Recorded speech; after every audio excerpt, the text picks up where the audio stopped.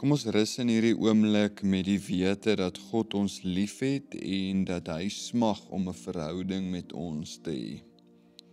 Die psalmdigter skryf: soos 'n hert smag na waterstrome, so smag my siel na U. Dink gou mooi, waarlik smag na iets. Jy weet, jy voel dit binne in jou lyf, jy voel dit binne in jou brein, jy voel dit in jou siel. Wat as ons op so 'n manier kon smag na God? In die kort oomblik wat ek en jy deel is van hierdie begeleide ervaring, dat ons daai diepe verlange wat ek en jy het binne in ons kon draai na die Here toe. Ek glo ons kan dit doen. Die waarheid is, ek glo ons is eintlik hiervoor geskape. Dis ons primêre doel hoekom ons geskape is. Soos 'n hert wat hyg, benodig, begeer, water najaag, hydrasie, verfrissing, het hierdie psalmdigter gesê: my liggaam en my gees en my siel smag na U. Ek glo ek en jy is daarvoor geskape. Kom ons sê dit hardop vir die Here. Here, ek wil na U smag. Here, ek wil na U smag. Soos 'n dier water nodig het, het ek U nodig, Here. Ek wil na U smag. Die Here hoor vandag ons gebed in hierdie tyd saam. Kom ons neem 'n stap verder. Here, ek smag wel na U. Dit is die waarheid in jou lewe. Al voel dit nie noodwendig so in jou emosies nie. Die waarheid is dat ek en jy is geskape om te smag na die Here. In hierdie diep afsondering van ons siel wat jy regtig wil hê in jou lewe, is God. Here, ek smag na U. Sê dit nou vir die Here. Here, ek smag na U.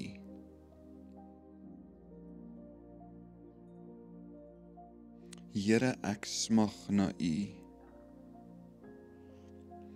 Nou wil ek vir jou so 'n paar sekondes tyd gee. Sê vir die Here in jou eie woorde dat jy begeer en smag na Hom en Hom alleen.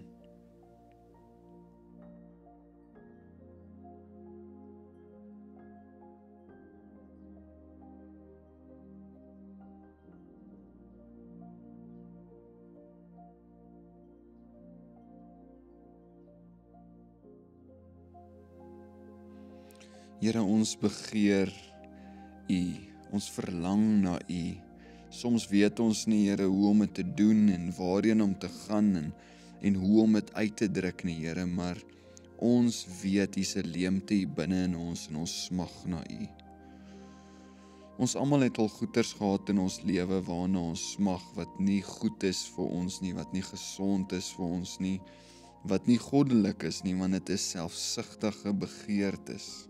'n selfsugtige verlange na iets. Wat as ons in die volgende paar minute daai selfsugtige dinge waarna ons smag en verlang, wat ons weet 'n doodloopstraat is, kan oorgee vir die Here? Wat as ons almal saam in hierdie oomblik ons begeertes aan die Here kan oorgee in hierdie oomblik en ons vertrou hierdie begeertes toe aan die een wat al ons begeertes binne in ons gemaak en geskaap het? Miskien moet ek en jy dit hardop sê, wat die ding is waarna ons smag, wat ons weet destruktief is en nie produktief is in ons lewens nie. Here, ek gee hierdie verwronge begeertes oor. Ek laat gaan dit, Here, en kom vul hierdie leemte, hierdie leegheid hier binne in my met 'n verlange na U.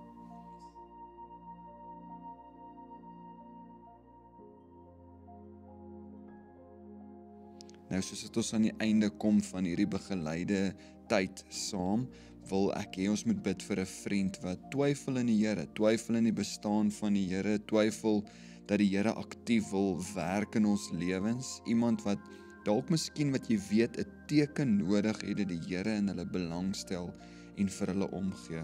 Kom ons vra vir die Here. Hy is die een wat ons begeertes en ons verlange en ons impulse en ons passie kan verander, om ons vriende wat ons nou voorbid te ontmoet met sy liefde.